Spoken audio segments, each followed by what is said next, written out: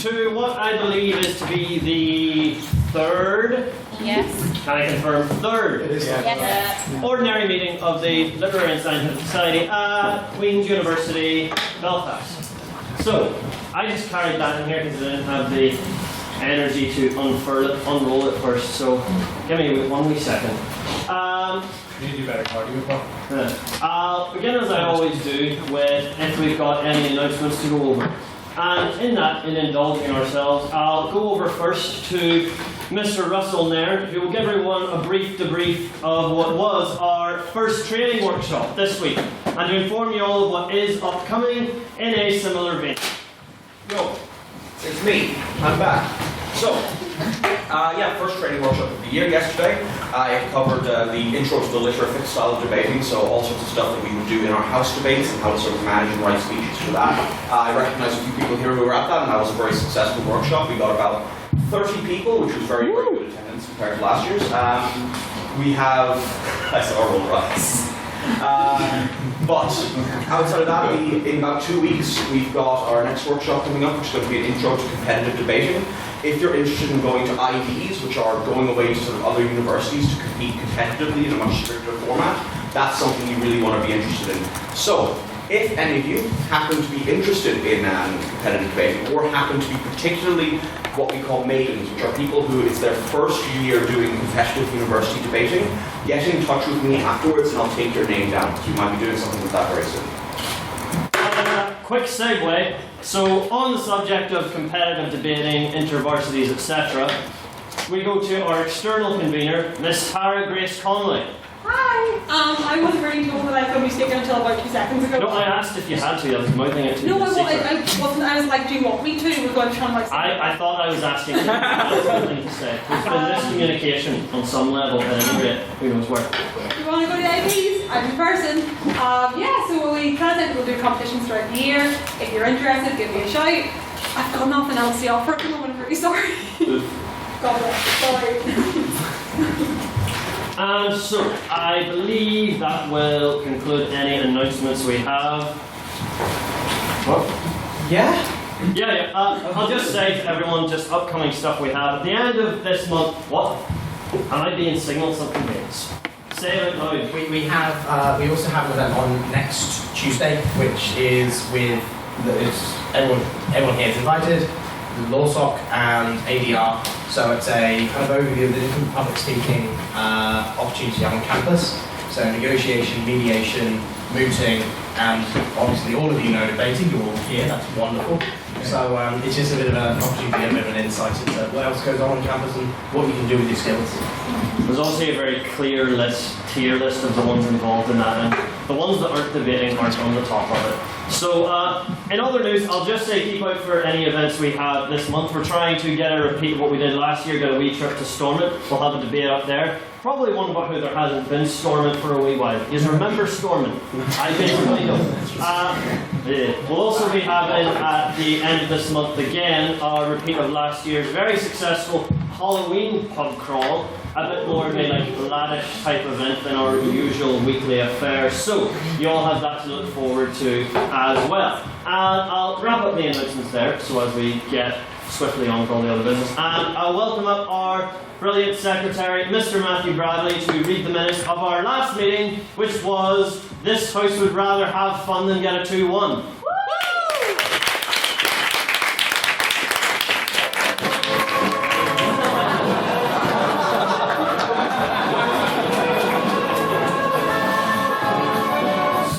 Stop playing the music.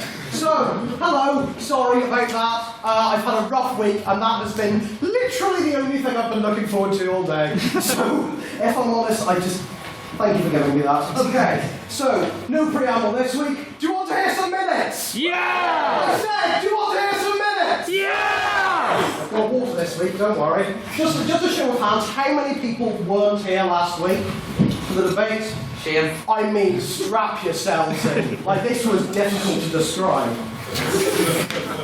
Okay, The second ordinary meeting of the 170th session of the Queen's University of Belfast Literary and Scientific Society took place on the 27th of September 2018 in 0G074 and was attended by over 70 members. President Hugh Dobbin, in what seems to become a tradition for the Society, opened the meeting by getting everyone to applaud. He loves his clapping, that man. Humble bragging about the 100 sign-ups attained at the Freshers' Fair, the Master of Debates, and yes, he did call himself that, proceeded to introduce the year's council before opening a round of private members' business. Miss Lily Vetter, HLM, brought up the pressing issue of the beluga whale trapped in the Thames. Mr. Chris Hubble defended the rights of the whale to live in the Thames, but Mr. Tom McGinnis showed pity for it, stating that nothing should be forced to live in the south of England. Mr. Edmund Doherty mentioned the cleanliness of the Thames. Mr. Russell Mann constructed a hypothetical scenario in which he was the whale's landlord, and Mr. Matthew Bradley just hoped the beluga was having a whale of a time. It's funnier than that. Shame. You see, I can do my own sound effects, don't need you to laugh, there we go. So Mr. Jude Perry mentioned the visit of Hillary Clinton to QUB the next week, on a bestowment of an honorary degree. Prolific Clinton fan, Mr. Jason Bunting stated he had been tagged in Facebook posts of the news about 20 times, and Mr. Shea Glasgow simply said, they fired Peter Robinson an honorary degree, so they're basically giving them out, but was nonetheless thankful that the university reserved spaces for staff and students, unlike last time. Mr. Chris Hubble brought up the wonderful Labour conference, because of course he did, and Mr. Morgan Heckman called John McDonnell's policies a sham. No surprises there. Mr. Alcott McSparrow then mentioned Trump's talk at the UN, at which Mr. Shea Glasgow noted Trump lasted one sentence before the room started laughing. Mr. Tom McGinnis bemoaned the whole situation. Mr. Russell then asked the House's opinion on the requirement in India for citizens to be entered onto a biomedical database to gain access to welfare. Mr. Chris Hubble expressed concerns that it would be only the poor registered on this database, whereas Ms. Chan Bajaj stated that while there could be security concerns, the sheer size of the country would somewhat negate this, and noted that the new system would incentivise people to take advantage of welfare and engage with the government. President Hugh Dobbin then introduced a vote on the motion, this House would grant miscellaneous beluga asylum in the Thames River, which read 23 ayes, 18 nays, and 12 abstentions. There we go. There was one President's question heard from Miss Lily Vetter, HLM, who asked President Dobbin what he had for breakfast. The room sighed at the resurgence of an in-joke thought to be long dead, but Mr. Dobbin delighted the House with his answer of a Tesco's finest cinnamon and raisin bagel. How lovely. Mr. Dobbin then introduced a vote of prior opinion on the evening's motion. This House would rather have fun than get a 2-1, which read 20 ayes, 38 nays, and 9 abstentions. Training Officer Mr. Russell then opened for the proposition, noting the personal development that having fun at university can bring. Mr. Nairn illustrated much of his speech through the ancient art of finger puppetry. Through the parable of Mr. Panda, who Nairn noted was alive until he died, and Mr. Turtle, who spent a large portion of the evening impaled on the gavel, Mr. Nairn demonstrated the positive influence having fun at university can have in your life. Opening for the opposition was President of the 169th session, Mr. Calvin Black, HLM, who spent the preamble to his speech limbering up, giving the impression of a heron caught in a strong wind. Declaring fun as evil, Mr. Black then began a roast of 170th Council to illustrate how abject misery is the only way to spend your life. Mr. Black closed his speech by detailing the dangers of having fun, telling the story of a student who filled his bath with noodles, and upon eating them, became the first man admitted to Manchester Hospital with a case of scurvy in over 100 years. Second for the proposition was Mr. Alcott McSparrow, who took his speech more seriously than he initially intended. Questioning the value of a 2-1 due to their relative frequency among students, Mr. McSparrow stated that university was essentially preparation for a life working in McDonald's, so you may as well have fun while you're there. Noting the positive influence of clubs and societies, Mr. McSparrow implored the House to embrace all aspects of the university experience, rather than focusing solely on one's studies. Social Officer Mr. Edmund Doherty spoke second for the opposition, refuting Mr. McSparrow's presentation of a 2-1 as a useless commonality. Quoting the pulp song Common People and triggering what could be described as a minor class or in the process, Mr. Doherty stated that studying for a degree is a privilege, and that while at university, it should be your main priority. Closing for the proposition was Miss Lily Vetter, HLM, who stated that if you don't endeavour to have fun at university, you will hate it. Hate yourself and hate everyone around you. Okay. I think we all relate to at least one of those things. Noting that a good degree is not necessarily an automatic pathway to employment, it's better stated that while a university degree is useful, it's not the be-all and end-all, and you may as well have fun while you're there. Mr. Chris Hubble closed the opposition in a speech themed around American rap group, the Beastie Boys, claiming you've got to fight for your right to party. Mr. Hubble stated that there will be many opportunities for fun after your degree, but bemoaning the sorry state of the Beastie Boys after the money ran out and they were forced to enter the real world. Claiming that in our final years we will have sipped champagne from the teats of fortune, Mr. Hubble expounded the merits of working hard at university to afford fun in later life. Mr. Hugh Dobbin, utilising an uncanny impression of Bane from The Dark Knight Rises, opened the debate to you, the people. I did try to do an impression of Bane last night, it didn't work, so I did an impression of Chris Eubank instead, which I now also can't do. Questions were heard from returning members Mr. Shea Glasgow, Mr. Tom McGuinness, and new members Joshua, Ben, Leanne, Cormac and Lefteris. Fines were issued to Miss Lily Vetter for saying the S word and to Mr. Russell Nairn for dropping an F-bomb. What naughty, naughty people. A binding vote on speakerability was taken on the motion, which read 35 ayes, 26 nays, and 8 abstentions, resulting in a conclusive victory for the proposition. How very fun. May I take the minutes as read? Aye. Yay.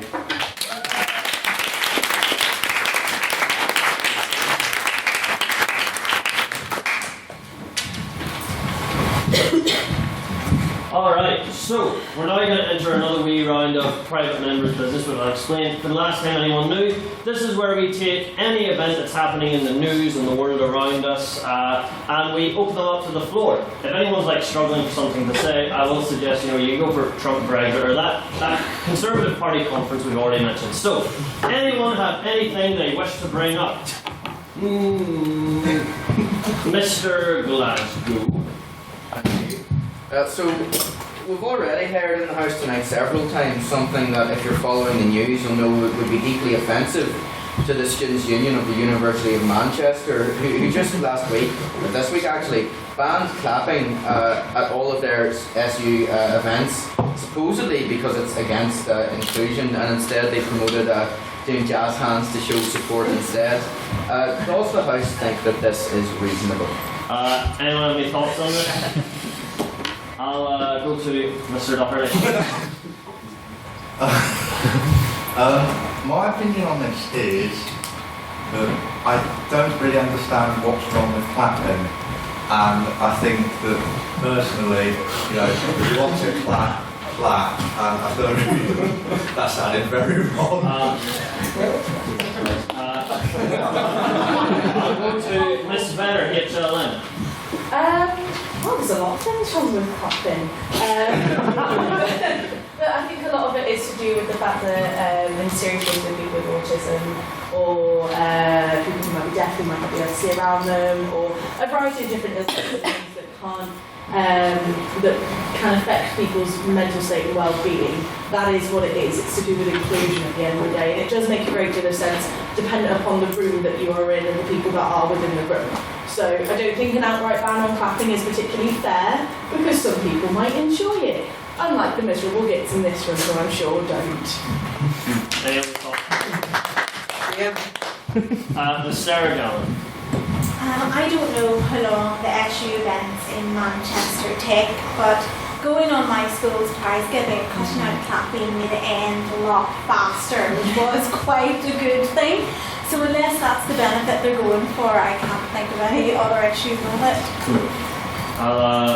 Yes? I think it's a good idea, as you said, to get the event going. And when you're speaking in different events, clapping can sometimes interrupt you. I remember I was making a speech one time, and no one had told me what this jazz hands clapping thing was. So I was speaking away, and there's some people in the back who were like this. Now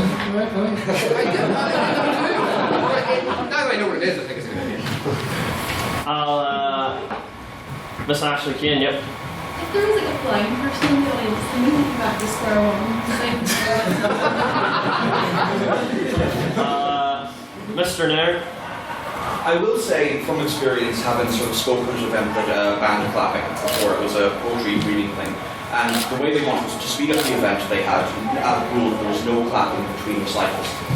And what that led to was a very, very dreary, dull atmosphere, with people going up, reading either obscene, depressing poems or very comedic poems, which were then met entirely followed by silence. I think the atmosphere has to be taken into account, and while there is definitely the problem of inclusion, we should probably look for a better way to address it.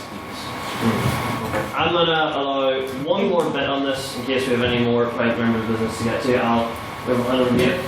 Thank you very much. Just going off the gentleman's point, I'm very worried about the student experience being affected by this when some comedians or bands are deciding where they're playing their tours. I was very lucky to come here and see many great gigs in Dental Hall, may it rest in peace.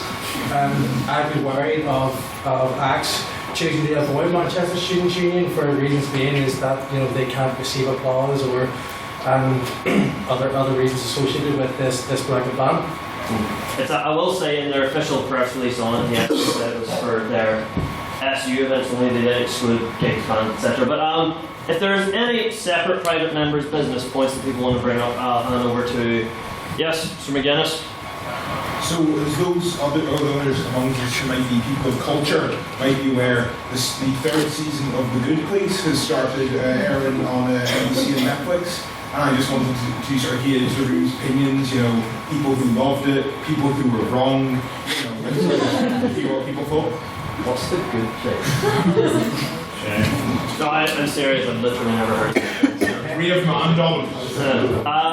Anyone have any thoughts on The Good Place? I would like to say that we're in The Good Place right now, but... Anyone have any thoughts at all? Mr. McSparren, one ahead. If you've seen the show, Mr. Dolphin, you'd realise that this is the bad place. Hand up your membership card, sir. On that subject,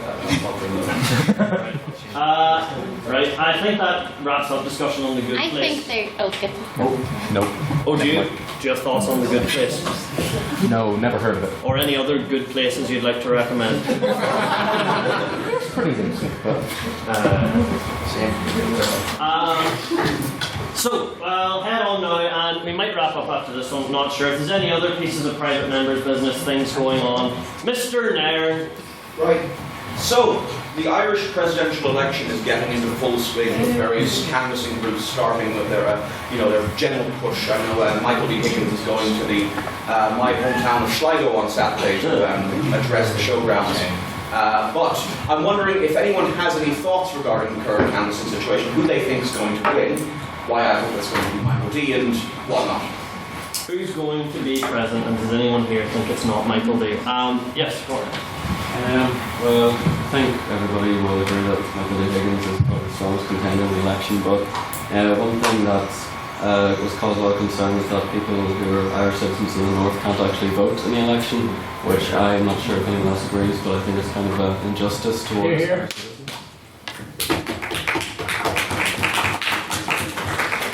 Anyone else have any further thoughts on the Irish presidential election? Mr. Glasgow. I agree with the gentleman's point that it's an injustice that Irish citizens in the north can't vote. We've seen in the last Polish presidential election, polling stations were set up in Northern Ireland for Polish citizens living here to vote, so it's not unprecedented. On the point of Michael D. Higgins' impending victory, I think it's pretty much a conclusion. Unfortunately, just devil's advocate, I don't think he'll make it to the end of his next term because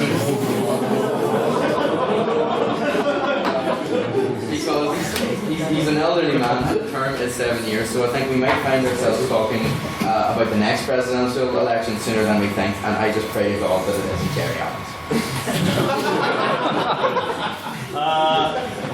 Mr. Nairn, back to yourself. Well, semi-addressing that, there was a line in Michael D. Higgins' first round that I heard a small bit. So he'd be like the carton of milk. 2 weeks in and he'll be gone off. But I think that basically, the divine will of God sustain him thick and thin and allow him to form as this sort of mechanical construct that even after his death still continues to fulfill the role of Irish president. Hey Russell, I think you might be a fan of Michael D. Higgins. I don't know why you get that idea. Anyone else? Yes? just on Mr. Glasgow's point, I think we found if we read the Hobbit Lord of the Rings, that Hobbit's now built beyond 111. We are actually in line for a lot more presidential terms than Mr. Higgins. I was in Morrison recently and I came across a children's picture book which was called The President's Lost His Glasses. And it was a children's book which featured the titular Michael D. Higgins losing his glasses at the start of the book and making a mad journey across the Republic of Ireland to find them for kids. I don't know why, and I didn't purchase it, but I thought that's an interesting nugget of information. Yes, Mr. McGinnis. I'm sorry, you can't just leave us in suspense like this. Did he find his glasses? The glasses are delivered to him by a swallow. So, based on a true story from what I hear. Mr. Hickman. How long did you spend reading this book? Long enough to finish it. Alright, Mr. Glasgow. So I've heard of this book myself, and many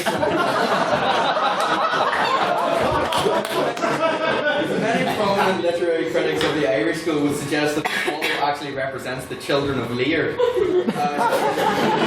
What is the precedence analysis?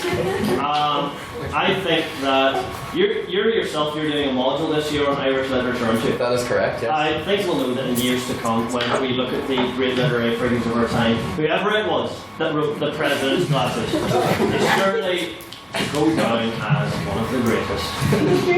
Maybe move on from that. Mr. Nairn. Alright, this is first an excuse for me to get more of my port, but at the same time, this delivering of the glasses by the swallow of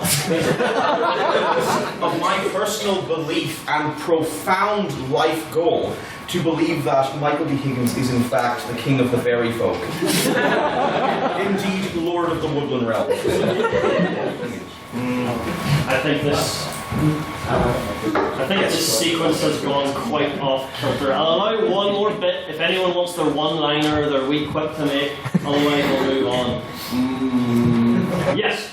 If there are any other bits of private members' business, as I said, anything going on in the world that you're thinking, I wonder what this selection of fine people's opinions are on that. Do bring them forth. Mr. Glasgow, again. I know I'm speaking a lot, but it has just come into my head. I think this weekend is actually the 50th anniversary of the Civil Rights March that was held in Derry in 1968, I think. And obviously that's a hugely significant event, and we've still seen lots of sort of competing narratives over it, sort of emerging, just, since the past and in the press this week. Does anyone in the House have any particular thoughts on this anniversary? Anyone in the House want to?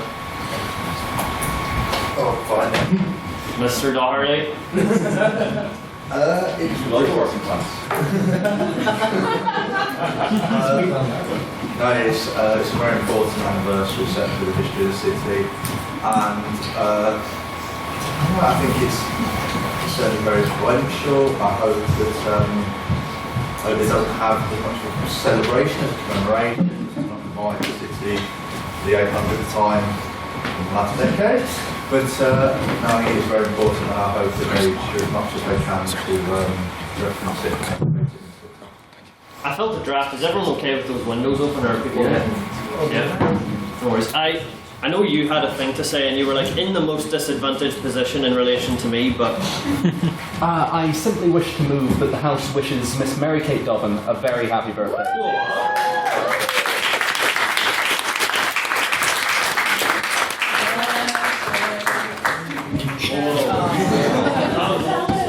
R.I.P. Happy birthday, Mary Kate Dobbin. Do you want us to sing for you? Yeah. Not really wants to. Oh, happy birthday to you. Happy birthday to you. Happy birthday to you. Happy birthday to you.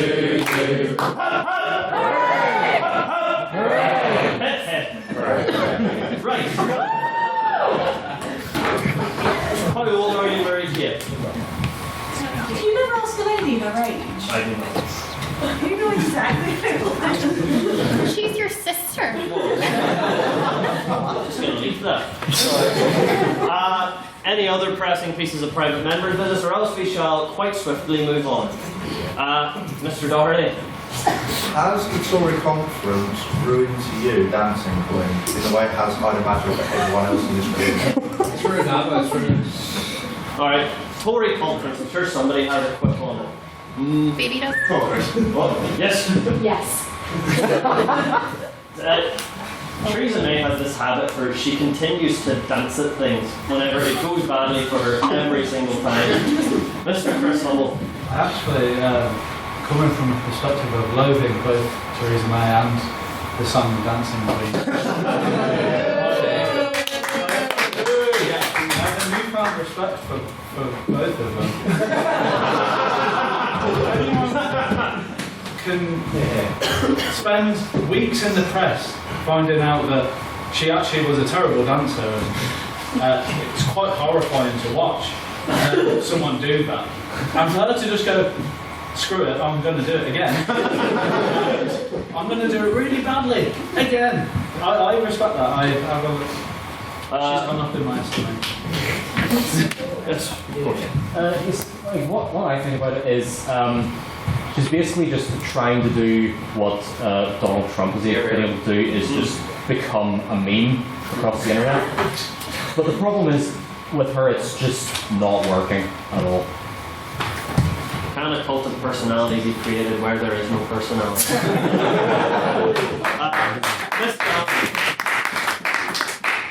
Perhaps it had the effect, the fact that we're talking about her dancing rather than the Tory party falling to pieces around her. Perhaps we shouldn't give the platform to Theresa May's dancing after all. Any other thoughts at all? Or nope. I shall therefore wrap up private members' business right there, and we'll move on to the next, always very short bit of President's Question, where for if anyone, for God knows what reason, has something that they wish to ask to or of me, they may now go on ahead. Yes? I was informed today, this is my first debate back in Midriffig in a lot of years, so I was informed by Miss Lily Better that we've stopped asking the President what to have for breakfast. No. And as somebody who was here from the second session since it was re-established, I want to know why and also what we had for breakfast. There was I think a lot of people's feelings was that the in-joke had been going on for several years when I arrived, and this will be giving everyone a wee inside joke history. Look at us. And I suppose we thought by last year it had just kind of run its course. And also because my answer is going to be to you, as it will be most subsequent weeks if this keeps getting asked, I had a cinnamon and raisin Tesco bagel for breakfast this morning. Same as it was last week. I am a big proponent of them. Miss Chloe Ferguson, have you? Would you like to look out the window? Is it? Oh, it's Morgan.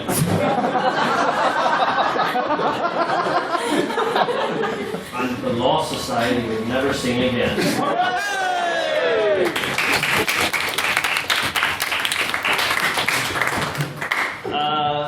Yes, yourself. What did you have for lunch? I didn't eat lunch today. It was one of those days. It's not your name for the minutes, sorry. Zach Scott. Mr. Perry.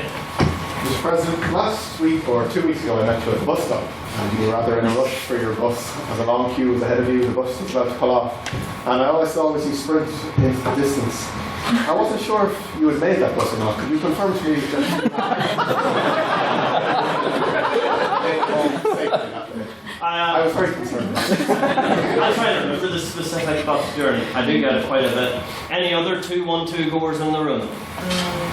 There you are. You all know what I'm talking about. No, I believe I did get there in the end. It was kind of like, it was a wee bit touch and go. There was a long line of tourists in front of me at the bus centre who were going to the ticket desk to ask clearly a question that was meant for the information desk. I held the entire thing up. And I got on the bus at like crack on 59, so I made it home in time, no worries at all. And then I had some lasagna at home that day. Very nice.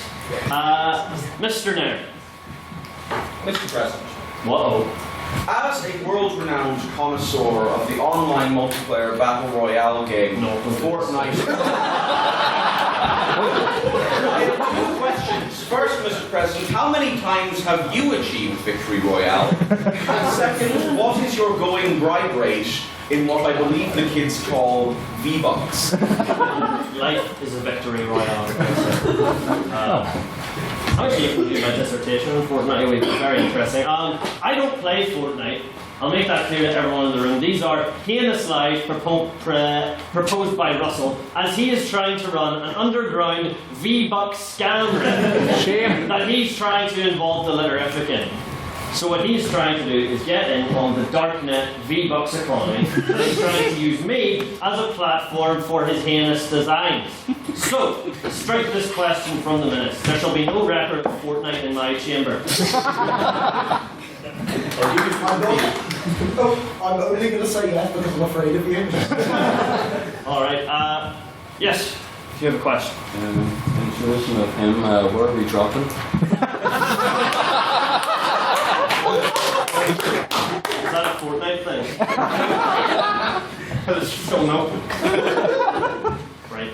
If you've ever seen, like, I only know of Fortnite because you see, like, the crappy ass, is that a swear? Yes. I don't care, I'm scared. Fine. You see those like clickbaity YouTube Fortnite thumbnails and they're like, here is the Avengers challenge in Fortnite. The Avengers aren't in Fortnite. They're just trying to bait in everyone who's just put YouTube autoplay on for their 7-year-old. Fortnite annoys me a lot. Mr. Glasgow. So, as the President will be aware, a very impressive, remarkable new park and ride facility has been constructed at the Tomb Bridge stop on the 212 route that the President gets home. Is the President a fan of such infrastructure projects, or does he think that the investment should have been made west of the van where it's actually needed? You know what? Comments about west of the van infrastructure side, I'm going to take that poison chalice and leave it over with the poison wine. Right, I for many a year have been a taker of that glorious 212 route. The Derry London Derry, for all of you people out there, to Belfast route is the one I most frequently travel, and they recently did put in a new park and ride as part of a big redevelopment of the roads they have going on there. And I will pass the opinion that the new one has 50 additional parking spaces than the old one. And hold on, there's more to this story. The only bit that was I was very often stuck for parking whenever I come up around noon or so trying to get the bus. So, from that framing, I am a big fan of this, and if you want your West Van infrastructure, get someone other than me. There we go. Any other questions for myself? Miss Dobbin. Mr. President, I was just wondering that if you had a favourite sister, where she might find a birthday present that you did not perhaps buy her.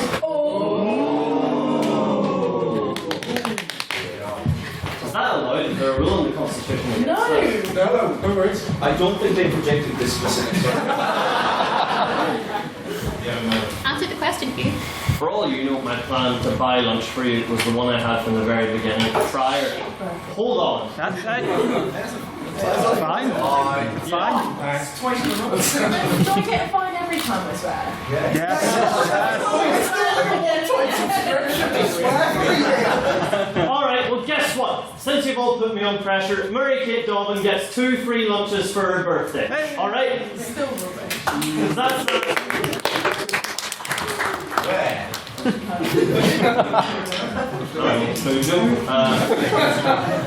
I'm messing with you. Any more questions? Ones that aren't an opportunity to, as the kids say, grill me. Yes, Cormac. Could you give us your rendition of Dancing Queen? Hold on, how does the song start? Is it Friday night? No, what are the first words? I need to get You can dance. Having the time of your life. Friday night and the lights are low. Looking out for a place to go. And the people ride music. And they can swing. You got to be far nice. And when you get the chance, you are the dancing queen. Young and sweet, only 17. Dancing queen, feel the beat from the tambourine. Oh yeah.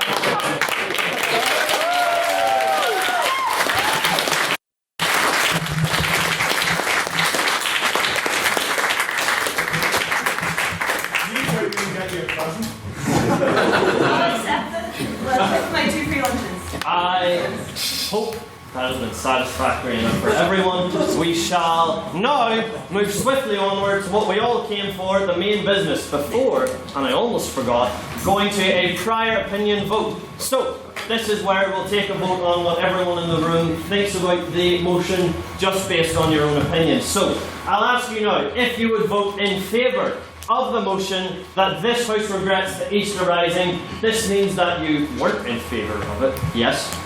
Please raise your hands now and say aye. Aye. Aye.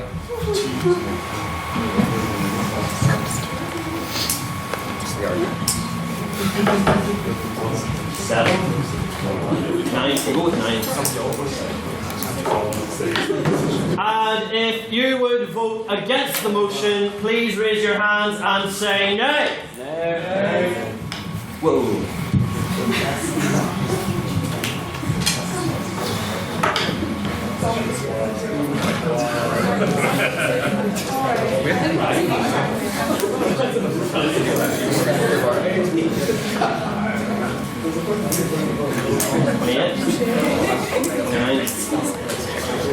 Okay, and if you would wish to not express an opinion and not have any convictions, one way or the other, raise your hands and go, yeah. Yeah, get off that fence.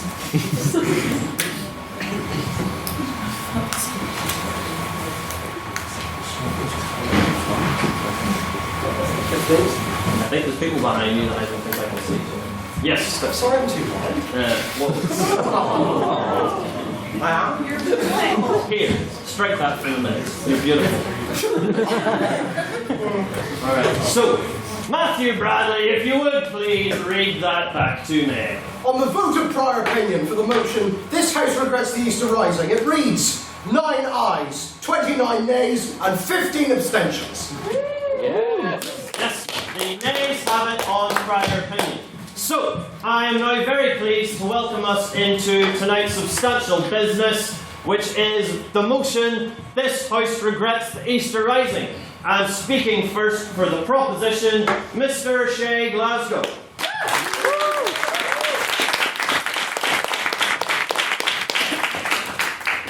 I appreciate the rapturous applause, everyone. I'm not sure what I would have done if I had just been faced with sort of silent hand waving. So, our side's up against it tonight, and we've already had a lot of jokes. So to sort of endear yourselves to me and to sort of slide us into what is actually a very serious debate, I'm going to make a wee joke. So oftentimes speeches start with a quote. This is a quote that really stuck with me, very powerful, sort of cogent analysis from a renowned barrister, philosopher, statesman, politician, truth warrior, Jim Allister, QC. His pretty striking analysis of the Easter Rising that it was some foreign, grubby, failed rebellion. It would have been easy for me to stand up here tonight and do a wee routine, sort of possessed by the ghost of Ian Paisley. You know, orange light gleaming out of my eyes, demonstrating to you all that the Easter Rising is a foreign, grubby, failed rebellion, and that's why we ought to regret it. But that's not what the proposition is offering tonight. We're offering something all the more important and all the more interesting, I think.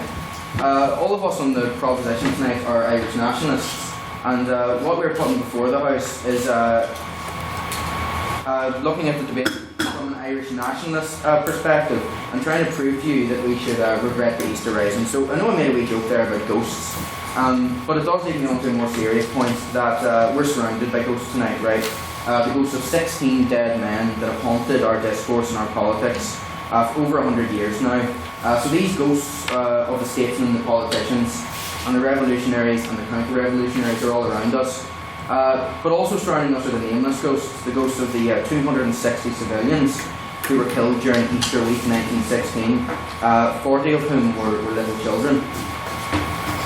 So keep this always in mind tonight, these dead, when you hear us challenge the romantic notions, sort of the Irish creation myth that I imagine will come out of the opposition's side tonight. And no, thank you. And it is it's a lofty task because our side is challenging the writ of Genesis here. We're challenging the very foundations of the Irish state and the Irish nation, and saying that as Irish nationalists, you ought to regret the Easter Rising.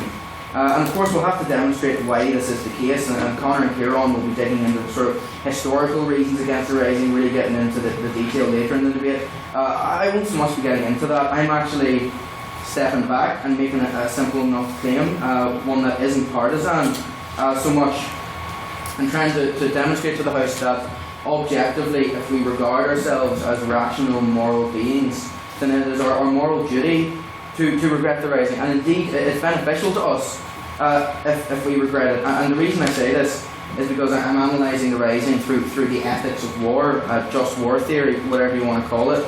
So what exactly is just war theory, just to start? So it was developed centuries old by the likes of Thomas Aquinas and St. Augustine, but it's been solidified recently, a seminal work by a man called Michael Walzer from 1977 called Just and Unjust Wars. And this is regarded, and I have a citation from the Stanford Encyclopedia of Philosophy, as sort of the major contemporary statement of just war theory. The details are still debated, but anyone who is of that school agrees that Walzer laid out for us just what a just war is, and how we ought to think about war if we're applying morality to war at all. It has three broad aspects. Forget my Latin pronunciation, but then no one knows how Latin should have been pronounced, so it's hardly a big issue. You've got jus ad bellum, jus in bello, and jus post bello. Justice before war, justice in war, justice after war.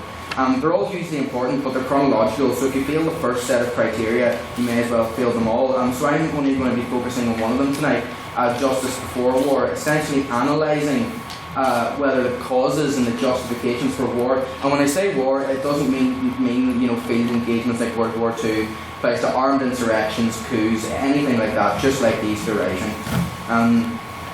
Because the Easter Rising stumbles at the very first block and fails the first set of criteria, the jus ad bellum, justice before war.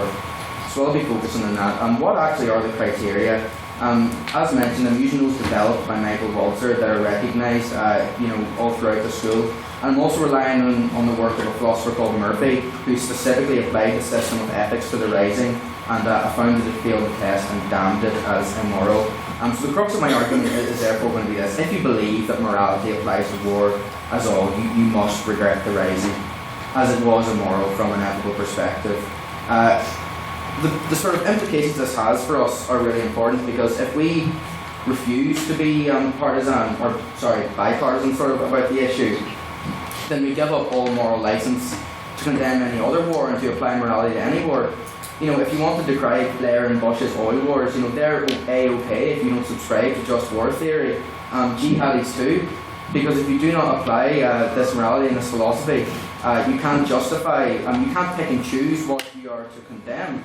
So it's in our interest as Irish nationalists and others in the room, if we wish to have any moral voice on any contemporary issues, that we must apply this just war theory to our own traditions. And this is exactly cogent to Ireland, because if you attack sort of British colonialism and that history, you're saying it was sort of immoral and unjust, and we can't do that if we don't apply that to our own traditions. So in terms of actual application, the criteria, it's debated which are more important, but the important thing to remember is that if you fail one of the stages, you fail them all. So it's just cause, a just cause for going to war, right intention, essentially going to war for that just cause, not as an ulterior motive, competent authority, whether those conducting war had the authority to do so, the probability of success, whether it was a last resort, and proportionality. So that actually applies to the Rising. It fails on a whole host of grounds. Just cause, it may pass that one, it's debatable. We'd be here all night and we could read 100 books and still not come to an answer. So I'm going to pass that by. But right intention, here is where it first really falls down, because all the points are interrelated, and you'll get that as I'm speaking, but it falls down on our right intention, because all of the signatories and all of the rebels who actually undertook this Rising in 1916 had completely different intentions. Connolly wanted a socialist state, Pearse was essentially a blood sacrifice Catholic extremist. So if you're saying that the intention for the Rising, the so-called just cause, was Irish freedom, which we'll be addressing later in the debate, as well as saying that isn't the case, you fall down on the right intention point, because you're not going within the cause of this broad Irish freedom. You're going for different motives and sort of different aims. No, thank you. So it sort of falls down here. To illustrate, it's sort of like the debate, Iraq, WMDs versus oil. The real reason was oil, they said it was WMDs. That's why sort of the rising falls down in the right intention. It falls down completely on competent authority as well. Murphy, the philosopher I was talking about, claims this is actually the most significant. You'll see in the proclamations that the opposition is sort of in a novel fashion handed you out. They say Irishmen and Irish women, the Republic hereby claims the allegiance of all of them. This is completely anti-democratic. You can't just write on a piece of paper and pin it to a wall that says you have the allegiance of every Irish man and woman. Indeed, at the time, and I'm sure we'll get into this later, the Irish people were against the rising. There was complete military failure. The ecclesiastical authorities in Dublin wrote after the event the rising was happily put down. The men were spat upon by women in the streets. They completely destroyed Sackville, now O'Connell Street. Those men clearly didn't have any authority, democratic or otherwise, at the time, so it fails this test as well. Probability of success. If the opposition says tonight that the rising actually could have brought Irish freedom militarily, they are lying to you. There was no probability of success for the rising militarily. It fails this test again. Last resort, it fails again because the cause of democratic home rule, constitutionalism, had not yet fully run its course, so it fails on that. Proportionality, that's whether it brought more good than bad. Again, debatable, but it's completely irrelevant to the debate because it failed all of the other tests. So, I beg the House, put aside romantic notions tonight, put aside whatever they tell you about nationhood and statehood and politics and all that. Put that aside. Remember the actual human cost of war, because when talking about lost lives, there's an extremely high ethical standard that we have to meet. And remember that in applying the recognised international standard for what makes a war just, the Easter Rising fails, and therefore, as a rational moral creatures, you must regret the Easter Rising. Thank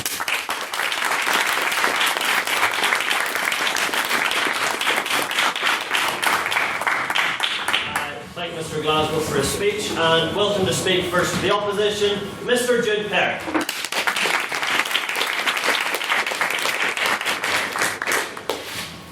The Easter Rising of 1916 was the most profound expression of Irish independence and rejection of British imperialism in the 20th century.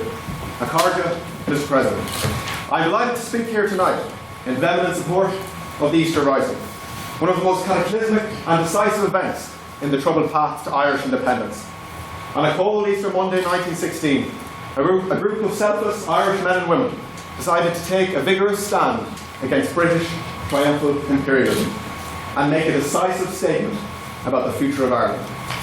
On that Easter Monday, 1,500 members of the Irish Volunteer Force, along with the Irish Citizens' Army, led by the Irish Republican Brotherhood and aided by our gallant allies in Europe, descended upon Jacob's Mill, the Four Courts, Jameson Distillery, and crucially, the General Post Office in Dublin. Despite the certain prospect of a military failure, and in the face of the might of the British Army, this cohort of advanced thinkers and selfless souls endeavoured to further a cause they believed were larger than themselves. The men and women of 1916 envisioned an Ireland in which their children could live in freedom and benefit from their fair share of Ireland's prosperity, a right that had been deprived from their fellow Irishmen for too long. They stood together in the achievement of Irish freedom. Ireland, like so many other former British colonies, has endured 4 millennia of oppression at the hands of unfettered British imperialism. From the Cromwellian conquest of 1649, in which Irish people were prosecuted in the sole effort of expanding a tyrannical empire, to the Great Famine of 1845, in which over 1 million Irish men and women starved on their own land, and while in the face of that devastation, the British aristocracy seized Irish crops for exportation with the only goal of making a profit.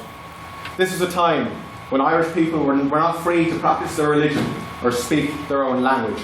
Ladies and gentlemen, Irish independence came not despite the Rising, but because of that armed struggle. The Easter Rising was a stark movement towards the attainment of Irish sovereignty, our self-right to determination, bound together with pride in our national identity. It was planned by men who feared that without a dramatic gesture of this kind, this sense of national identity that had survived all the hazards of the century would flicker out within their lifetime, leaving Ireland, like Scotland, a vassal of the United Kingdom. To quote the President of the Irish Republican Brotherhood, Padraig Pearse, Ireland, unfreed, shall never be at peace. On that one. No, thank you. My friends, When Padraig Pearse stood at the steps of the GPO and read the proclamation of the Irish Republic, he preached values that were ahead of his time. These were timeless values that many nations around the world would even have failed to acknowledge in 1916. The promise of civil and religious liberty, equal rights and equal opportunities to all citizens, regardless of class, religion or gender. Similar declarations in the 20th century from other countries and beyond only guaranteed rights to white men who owned land. But the leaders of 1916 endeared to create an Ireland that was for every Irish man and Irish woman. Of course, it would be foolish for me to lead this House into believing that Ireland's hard-fought independence came because of one sole event. In fact, freedom came after a long, ardent process. However, the sacrifices of those such as Pearse, Joseph Plunkett and Countess Markievicz reignited the torch of Irish independence, whose torch blazed so prominently in the forebears of Irish freedom, such as Daniel O'Connell and Wolfe Tone. Pearse, Kant and the other leaders of the rebellion held their positions in Dublin from Easter Monday until the following Saturday, when, bowing to insurmountable pressure, Padraig Pearse raised the white flag and surrendered unconditionally. However, the British responded in typical barbaric fashion. General Maxwell ordered all 16 leaders to be mercilessly executed. Thomas Clarke, along with Padraig Pearse, was executed alongside each other in Kilmainham jail. James Connolly, due to his grave injuries, was executed sitting down in the cobbled courtyard of Kilmainham. These executions were a show of both foolishness and cowardice by Maxwell and the British infantry in Dublin. Ladies and gentlemen, while the Rising was a military failure, the sacrifices of those martyrs of Irish freedom and the ill-conceived British response spawned a new era of Irish liberation. This House owes a great gratitude to those who gave their lives so the future generations of Ireland could grow up in an independent state. No, thank you. While the proposition may say that the Rising has become a political event used only to advance the cause of radical nationalism, and while there have been efforts to politicise the Rising, particularly during the centenary year 2 years ago, however, I want to stress to the House tonight that this Rising of 1916 does not belong to any politician, not political party, it does not belong to Sinn Féin, Fianna Fáil, it does not belong to Jerry Adams. The Easter Rising was and will always remain the hallmark of the people of Ireland. The Easter Rising of 1916 was the catalyst event for the modern Irish Republic. And out of the ashes of that armed struggle, during Easter week over a century ago, came figures such as Michael Collins and Arthur Griffith, who secured the freedom of the Irish Free State when they signed the Anglo-Irish Treaty in 1921, and later the Declaration of the Irish Republic in 1949. The men and women of 1916 showed courage. They acted not without fear, but despite of it. Any points of information? Mr. Mayor. Won't be twice thus far, so I'll make it now. We speak of this great deal of Irish independence and the Irish independent state, but from a nationalist perspective, in the aftermath of the Rising and in the aftermath of the War of Independence, Ireland is still functionally a half-state. Do you not think that the actions of the Rising have led to partition as we see it now? I don't believe that the British government were ever going to give over full independent state to Ireland. I believe Home Rule was an empty vassal. I believe it was never going to materialise into full independent state like the 26 counties have today. I think Britain would have held on to everything it could have in the House of Commons, and it still would have determined, if not foreign policy, economic policy in Dublin. To conclude, Mr. President, the Easter Rising is an event we should not look back with shame or regret. Rather, this House should take pride in the valiant effort of those who inspired to give us a republic. 30 seconds. Those such as Collins and Cosgrave, who worked tirelessly to secure an independent Irish state. We should stand with those who envisioned a better future for their children. A future where those children could proudly say, I am Irish. Gurmeen Langer.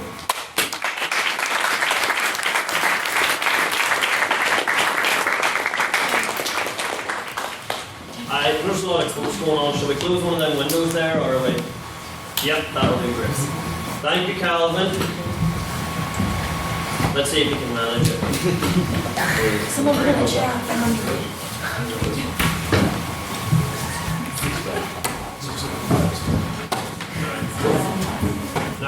having nay talk of opening them again.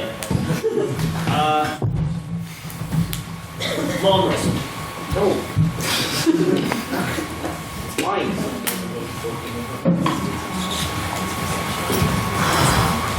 And I now welcome up to speak, continue the case of the proposition, Mr. Conor McArdle.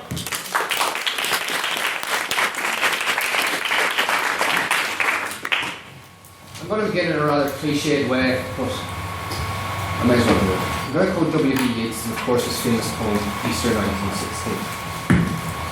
And this poem represents the Rising very well. Yeats's feelings on the Rising were very much like the Irish people. They were mixed. They admired the heroism, the romanticism, but they were shocked at the violence, the unrest, and the precedent that it set for the future of Irish nationalism. Now, of course, there's a very famous line, terribly beauteous one. We'll talk about that a bit later. There's a very interesting line Yeats used to describe these members of the Rising. And he says, their days were spent in ignorant goodwill. It's an excellent line to argue the point of ourselves tonight. We are not dismissing Irish nationalism. We're not dismissing some of the fantastic ideals, some of the fantastic things that were held in the proclamation. We're simply saying they were ignorant in the manner in which they were carried out. Now, the opposition has kindly provided me with a copy. And there's a line just in the second paragraph here. It says, we declare the right of the people of Ireland to the ownership of Ireland. Well, if they own Ireland, when did the rebels consult them on what they wanted to happen? Home rule was already occurring. It was passed through a democratic process that had been fought so hard in the Houses of Parliament.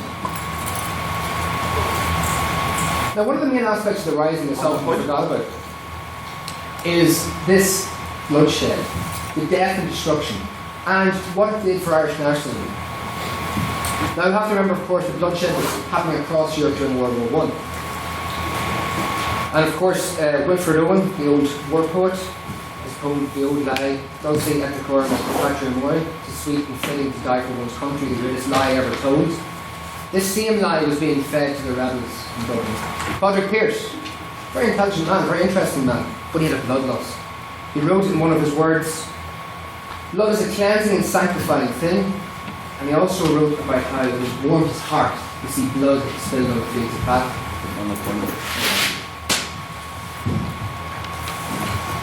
Now, this bloodshed carried on through Irish nationalism.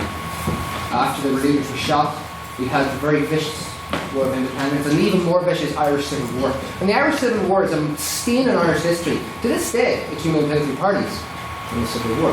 And those old stars still ring very true.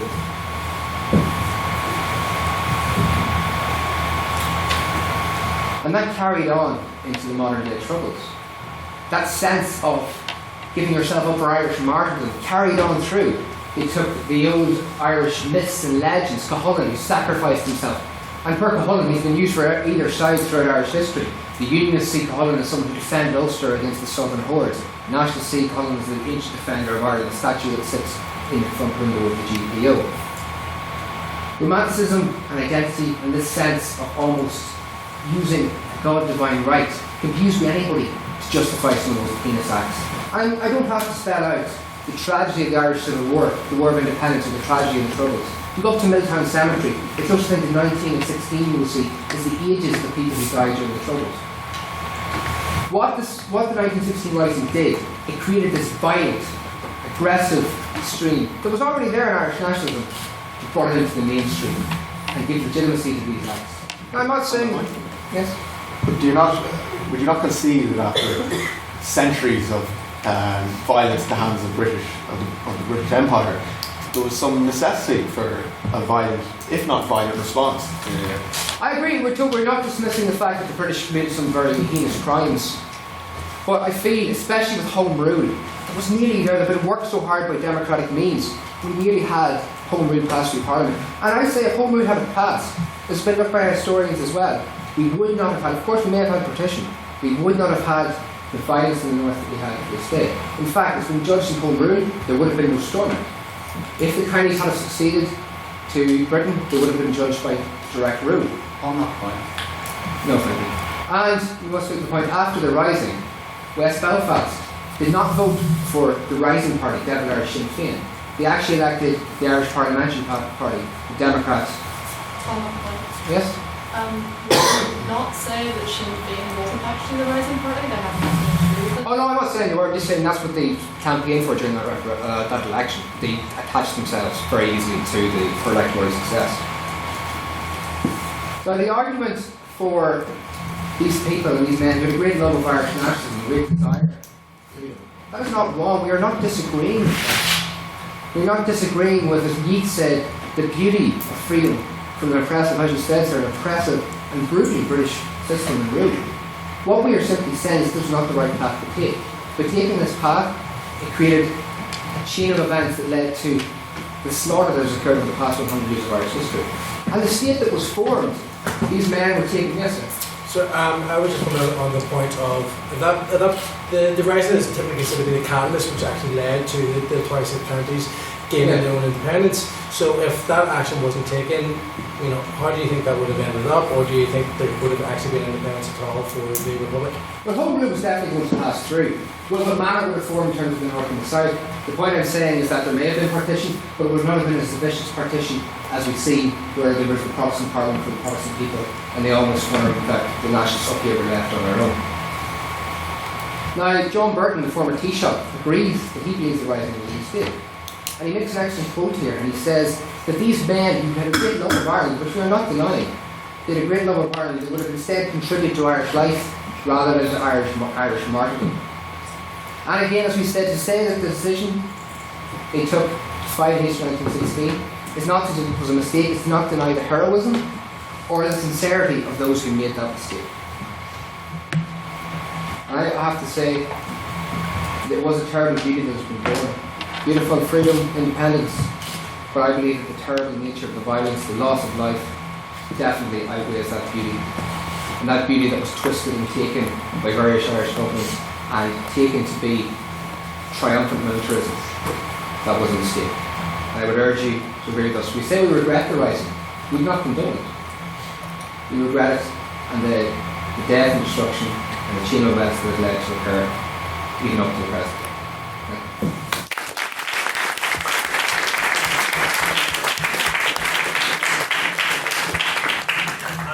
If we could get a second round of applause for what was Mr. McArdle's maiden speech.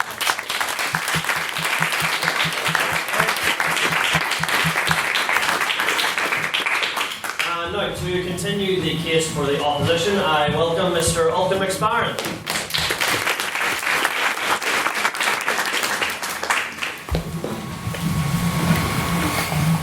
Members of the proposition, fellow members of the opposition, Mr. Secretary, Mr. President, members of the House. We of the opposition do not regret the Easter Rising. We are in fact proud of it and believe that the Easter Rising does not just represent one of the most important moments in Ireland's history, but also one of the most important moments in world history. Whenever I read this speech, I was thinking back to whenever I was first told about the Easter Rising. I was young, I was a kid, I was about 7 years old, and my father told me about the events of the Rising. He told me about the seizing of the General Post Office, the taking of the Four Courts, the construction of trenches in Stephen's Green, and I didn't understand any of this whatsoever. However, whenever I came to do this debate, I remembered how I pictured the Rising in my head, and in my head I imagined that a local little post office had been taken by the rebels, and they were maybe going to take a bakery, a corner shop, maybe even a chemist, and this was the image in my childlike head. And I'm sure you're wondering why I'm telling you this, and it's because whenever I agreed to do this speech, I realised that to these big imperial powers such as Britain, France, Germany, Russia, who were fighting this colossal imperial war, Ireland was a little place of no importance to them. And whilst they fought their imperial war, so many little countries fell by the wayside. They were conquered, destroyed, and no one took them into consideration. But Easter Rising marks the first time in modern history that one of these little countries went to one of the imperial powers and it said, no more. No. Now, I study history. Many historians talk about this idea of the long 19th century. The law in the 19th century usually refers to the period from 1789, from the beginning of the French Revolution, to about 1914. It's referred to as such because there were certain trends in the world that were prevalent throughout that period. Imperialism, conquest for conquest's sake, and most people believe it ended with 1914, the start of the First World War. I am challenging that notion and saying that the law in the 19th century ended in 1916 with the Easter Rising. The British Empire used to control 1/4 of the globe, and I have a map here from 1916 showing how much of the globe it controlled. And well, if you look at the map, really the 1916 is the start of the collapse of the British Empire. If you look at the map today, I think you'll find it substantially smaller. On that point? No. Outside of the British Empire, there were so many people inspired by this event.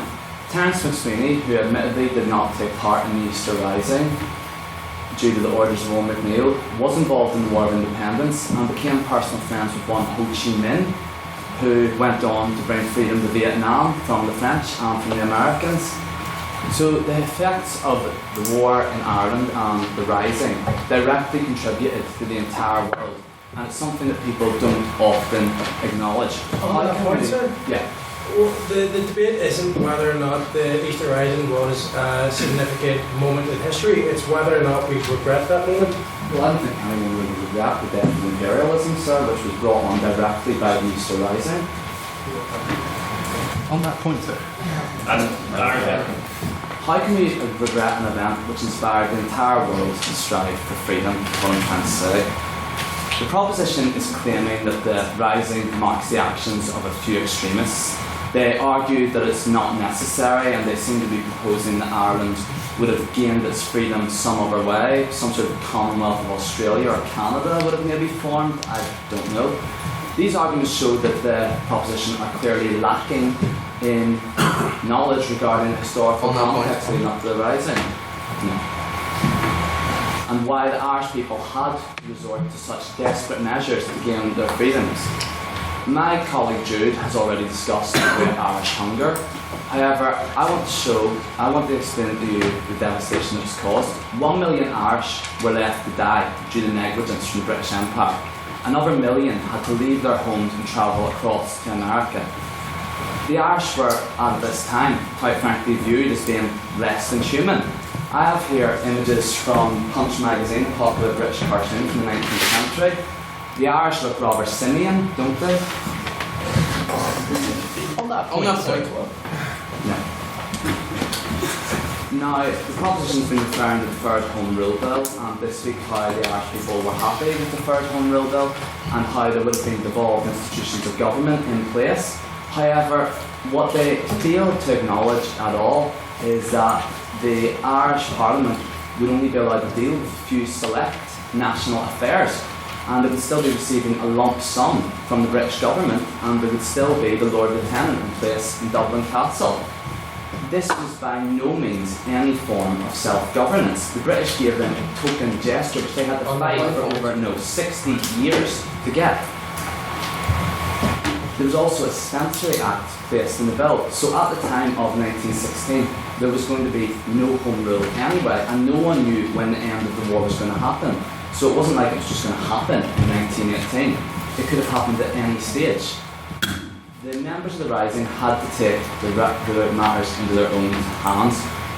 I've talked a lot about how the Rising could be beneficial for the world. I've talked about the context leading up to the Rising. And it was the first in the long and arduous journey to the Irish Republic. And although the Rising was a military defeat, it was a success in that the hearts of the Irish people suddenly longed for freedom and realised that freedom that beforehand they had thought not possible was now possible. They have done so because of this one event, and now look at Ireland. I see a great nation before me, a great nation that could not have existed had it not been for the Easter Rising. Ireland today boasts the 5th most successful economy in the world. It's currently vying for a place in the UN Security Council. This is because of the blood sacrifice of the brave men and women on the 24th of April 1916. We have become a great nation. To conclude, we do not regret the 1916 Rising. Rather, we look at it as one of the most important moments of history, a moment that signalled the death of imperialism and set up Ireland as the great nation that it is today. I ask you to vote with the opposition and to do not regret, but to be proud of the Easter Rising.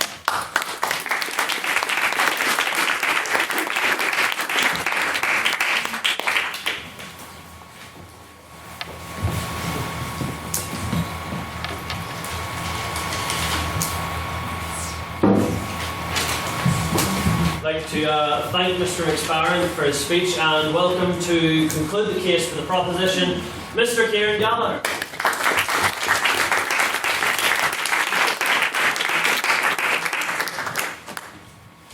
I'm Tuck ladies and gentlemen.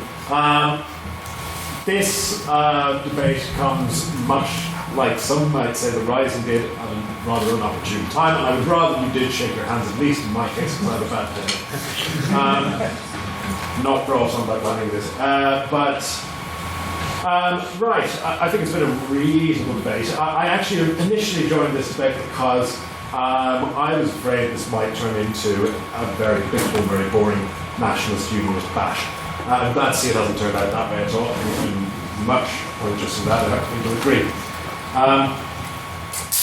So we've basically put the point already on this side of the House that, and this is the key word here, that we regret the Easter Rising. We're not saying we condemn it, nor are we necessarily saying that it isn't justified. The word regret can imply a lot of things, and I leave it to your good nature to make the right decision and vote with us. But there's many ways to look at this. I think when I went to see Michael D. Higgins in Queen's at his last address, fantastic thing that he was there. He made very favourable mention of those Irish historians in the last century who made very sincere historical inquiry, beg your pardon, outside the patriotic assumptions that have favoured for a very long time, almost uncontested, the sort of pro-rebel, unnecessarily anti-English or anti-British narrative. So basically, I'm asking you at least to consider for a moment, if you are a nationalist or at least have sympathies with the nationalist cause, that this nationalist-centric status of sainthood applied to the rebels of 1916 might be somewhat misattributed.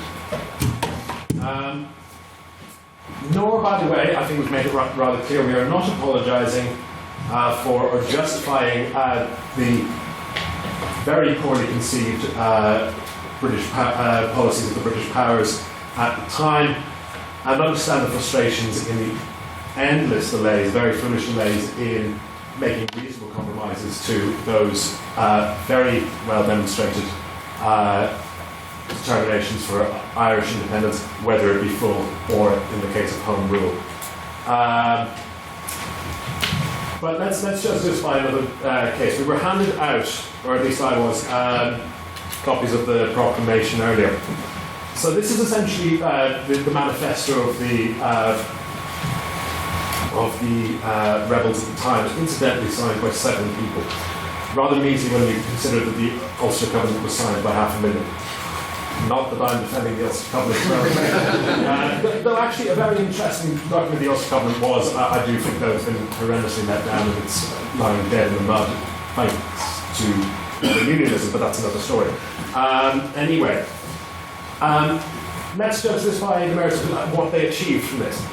If you look to say the third paragraph, it says, we declare the right of the people of Ireland to the ownership of Ireland and to the unfettered control of Irish destiny to be sovereign and indefeasible. Well, that's true for 3/4 of this island. The Republic, if you go to the 4th paragraph, the Republic guarantees religious and civil liberty. There were initially issues with that. I think we've made progress in that in the last century. I know. The Republic guarantees guarantees equal rights and equal opportunities to all its citizens. We live under 2 jurisdictions. I know I'm hammering on the partition point, But let's imagine, for example, the rising never happened. Go ahead. Would you not, though, still concede that the values preached in this document were ahead of its time, and that documents similar to this in other nations didn't preach values that were so universal as these? Yes. But what we're arguing is why do they need to be violently asserted? Now, of course, as I've already said, it is one of the biggest challenges on our side of the house is that you could very easily argue that the British parliamentary system failed in Ireland, having very clear indication from the Irish public since at least the late 1880s that it was looking for some self-determination, even if not full. Sad irony, of course, is that now we do have devolution that doesn't work up here, and an independent state in the south, and a division that it is very hard to see the end of across this island, regardless of what your political aspirations are. Could anyone here tell me that if the Easter Rising never happened and if it never ended a very long, hard-fought constitutional campaign and imported in its place, to a large extent, a great deal of guerrilla violence in the decade afterwards, not to mention a civil war shortly after that, would we have an Ireland that is just as divided, just as divided as it is today? Would it be any less self-determined? Would we never have got these things? Would the Ireland that might have occurred having no 1916 Rising be at least as good or better than if the Rising had never happened? It is a hypothetical, but I think you can perhaps see why the trust of generations of Irish communities have been damaged very, very long term by those events in 1916. Is that my last minute? Yeah. Right. What was this all for anyway? Just under 500 dead, over a dozen of which were police, some of which were unarmed, over which 70 were rebels, over 110 of which were British soldiers, and the greatest number of dead, just under 260 civilians, including 40 under 18s. No mandate to speak of. Leaving an Ireland, in my opinion, in a great deal of need of healing, and failing to meet the aspirations of the proclamation that you have in front of you. I wish I was in a better forum to argue this point better, but you will have to deal with that, just as we have to deal with the consequences of the Rising to this day. Please vote with us on this motion. Thank you very much.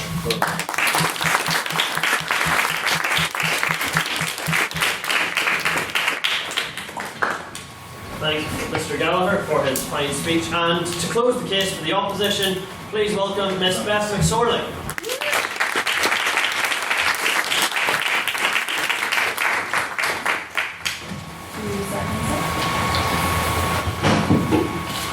Okay. Good evening, ladies and gentlemen. My name is Beth, and just to start off, we've just explained there that the 1916 Easter Rising was the first major revolt against British rule in Ireland since the United Irishmen of 1798. Without said rising, would we have Irish independence in the 26 counties as we know today? Would we have partition? Or would we be still one island? Would we have home rule? Or would we still be completely underneath British rule, such as in Wales or Scotland? Or would we have some form of devolution as in Northern Ireland, which doesn't work at home? So I aim to convince you within the next 6 minutes and 10 seconds. Number one, why the government's proposals ought to be dismissed, even though Putin's resist a good old politics there like that. Number two, why the Easter Rising in 1916 should be upheld as a catalyst for transforming revolutionary Ireland from the lazy home rule of the Irish Parliamentary Party in 1912, which completely stagnated, to the vibrant republic it is today. And number 3, why you should uncategorically support the notion this House does not regret the Easter Rising. But first, some rebuttal. The title of this debate is Regret. There's a couple of things you can divide that into. Do we regret the violence on the Irish rebel side? Do we regret the loss of life of civilians? Categorically, yes. Do you regret the British violence in response? Yes, completely. So if we go into the British tactics. So at the time in 1916, Britain viewed Dublin as another English city. However, the only main difference was that its people did not speak with lovely posh English accents.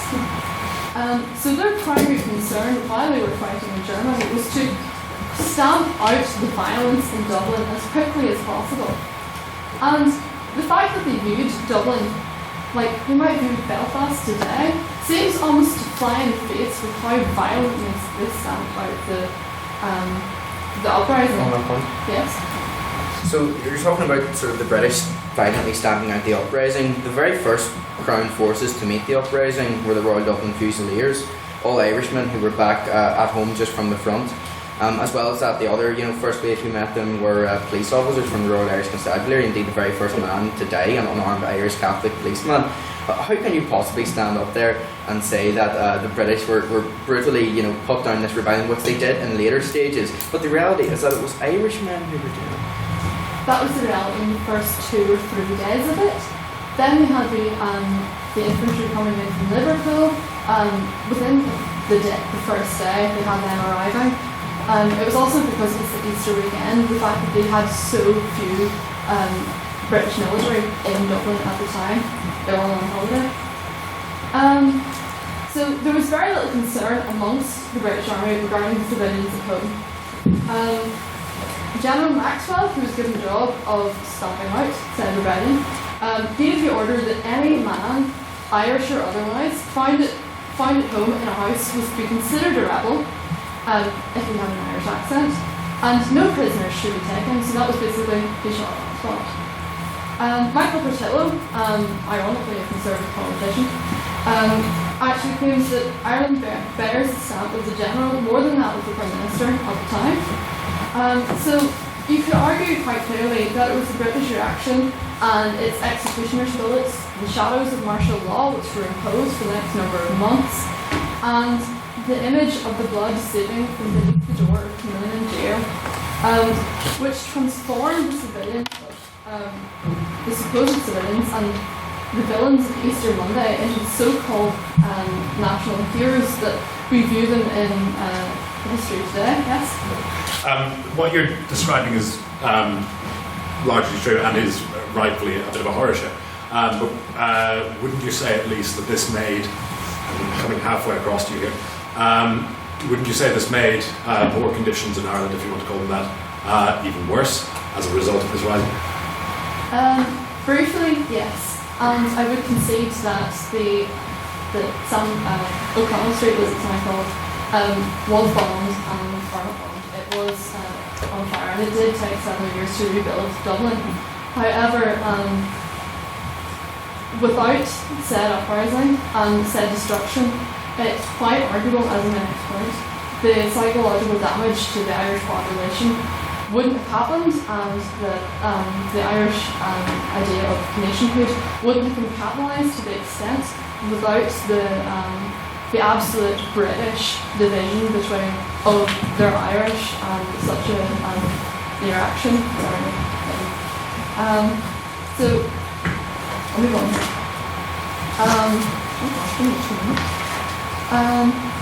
So the other main thing is the idea that the Easter Rising was the catalyst, the transformative effect of it rendered home rule pretty much baseless and useless within the eyes of the Irish population. Now you could argue that that actually started earlier because the Irish parliamentary under John Redmond, which Shay probably knows very well, They supported sending 150,000 people off to fight for the British Army in Europe, which seemed like a good idea at the time. However, as Mr. Arnold said that, what was it? It's fitting to die for one's country, and other romantic notions about the same thing. Is it more fitting to die for somebody else's country abroad? I would question that. So the fact that so many young men were dying abroad, and then there was this stagnation at home of home rule is never going to happen. Where do people left? Where do they put their allegiances? Who do they look to? Especially in a time where Britain itself was dividing itself between the Irish, who were so different and could be shot so easily. It really created a difference between the Irish and British, and that's without all the sort of romantic Irish notions of Cuchulainn and the Great Erin and all that stuff. So just to surmise, Home Rule, John Redmond, they were sort of being left in the dark by the war. John Redmond hadn't taken his place in the Military Council, and quite frankly, without that, we would just be another Scotland in the south. And maybe we wouldn't have been divided. However, we would never know. Nothing.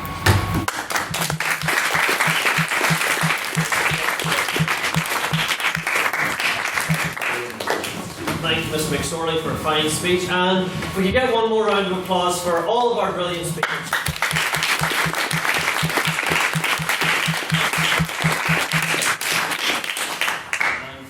High standard of debate that we saw. So, we shall now move into our round of questions. We shall take one question for the proposition, one for the opposition, and then an abstaining point, which is a point of neutral on the motion or for directed to the other side. So, any questions firstly for the proposition? Mr. Chris Hubble. It was just on the fact of Federal and also on sort of home rule and the idea that home rule is sort of a cure-all for the woes of imperialism. And whilst there are several tragic events that happened after the uprising, I think Kwame Nkrumah said it's the ability of the nation to be able to make those mistakes themselves rather than being controlled by other peoples. So surely, there are loads of examples of British colonies that had their home rule and still suffered and are still suffering sort of the long experience of oppression for the majority of those people.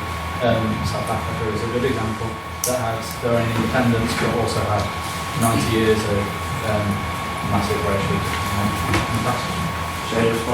So on the point of the colonies, we can look to them as an analogy for some guidance as to how things would have turned out, but it's not a perfect analogy. Ireland was the first colony, and Ireland was governed differently. It had representatives in the House of Commons. It wasn't the first colony though. Jamaica was 1640. Well, I seem to recall Dermot McMurrough inviting Mormons to Ireland in the 1100s, but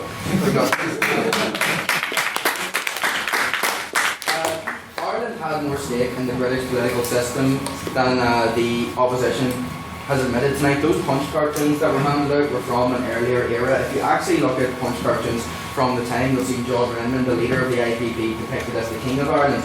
He was so influential that Lloyd George offered him a place in the British cabinet, and the historian, I think possibly Dermot Mulleady, said that it is undoubted that John Redmond would have had a very successful career in the Liberal Party had he wanted one. So sort of this whole notion that home rule wouldn't have cured the ills of imperialism completely, well, that may be true, but it would have achieved what the Rising achieved without violence. When was imperialism dispelled from Ireland? Was it in 1921 with the establishment of the Free State, where King George still signed all the bills? Was it in 1937 when the Lord Lieutenant actually left Ireland, not in 1916, as the opposition would have you believe? Or was it further down the line? Was it the Good Friday Agreement? We cannot say. It's all supposition, but the reality is that this trajectory still would have happened And I believe that fully and confidently. Without the other terrible bloodshed of 1916 and everything that came of it, the Black and Tans, War of Independence, Civil War, border campaigns, the campaign of Provisional Irish Republican Army, everything. We need to leave violence to the side. And anyone from the opposition to respond? Well, there's two points I want to make. One in relation to what I think the proposition have engaged in a lot of what ifism, like what if this had happened, and a lot of speculation. Where Daniel O'Connell himself, one of the main proponents of Home Rule in the late 19th century, conceded that obtaining a fully independent state that could determine its own policies was looking very slim. He conceded that himself. He was one of the main proponents in Parliament for Home Rule. Another point I want to make is that we never claimed that the 1916 Rising was the birth of an Irish Free State. We never claimed that. I exclusively said that it was not the sole event that caused it, but it set events in motion.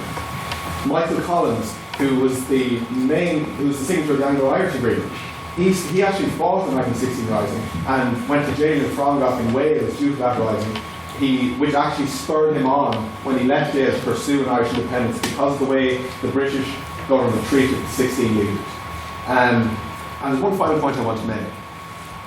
That a lot of them talk about the destruction in Dublin during the 1960s. I think that's a separate point from the question. No, yeah. And the point I want to make on this is that it was actually the British who sent the Helga down the Liffey that tore Dublin to shreds, not the 1916 leaders. Now you can say that it was the 1916 leaders that caused it, but it was the British themselves that tore Dublin to shreds. Okay, we'll now go to if there are any questions for the opposition. Mr. McGinnis. I just want to talk on the second speaker's point of the Easter Rising as some sort of starting point for resistance against European imperialism, despite the fact that it happened during a war that was started by an act against European imperialism when Archduke Franz Ferdinand was shot by the Serbian nationalist Gavrilo Princip. And indeed, there had been previous events, the wars in the Balkans had largely been Balkan nationalists fighting against the Austro-Hungarian Empire. There had been countless events of Europe, even in Europe. Let's not leave out, the Sepoy Rebellion in India or the American War of Independence. This was not by any means the first event of resistance against imperialism. From Europe. So I'm just sort of wondering where you got that point from. Just respond. Yeah, just respond. The point I'm trying to make is that the 1916 Rising stands as a seminal event that inspired the hearts and minds of people all across the world to strive for their independence and freedom. They are referencing other events such as the American War of Independence, which would ironically lead to one of the most imperial countries in the world and all but named, in the States of America nowadays. So I would challenge that example you're given. However, in 1916, I'm not denying it wasn't a military failure.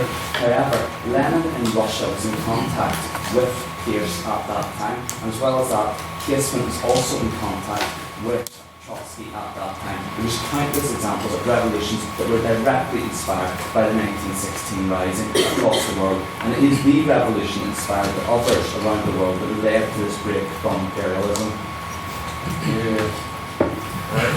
I'm absolutely incredulous. Break from imperialism. Kiesman did he was in contact with Trotsky, but he was also in contact with Kaiser Wilhelm. Now, Kaiser comes from the Latin Caesar, which means emperor. If you look at your approximations, once again, they mention our gallant allies in Europe. Well, that ally was indeed the Kaiser. He was sort of, not really an absolute monarch, but involved in this sort of weird, military thing. There are people in that sphere, like Arthur Griffith, who were monarchists and had considered offering the throne of Ireland to one of the German royals after in the period after the Rising. So to say that it's some kind of idealistic confrontation against the very concept of imperialism is utterly wrong when you've got a submarine of guns from the Kaiser coming to you to help you carry out your rebellion.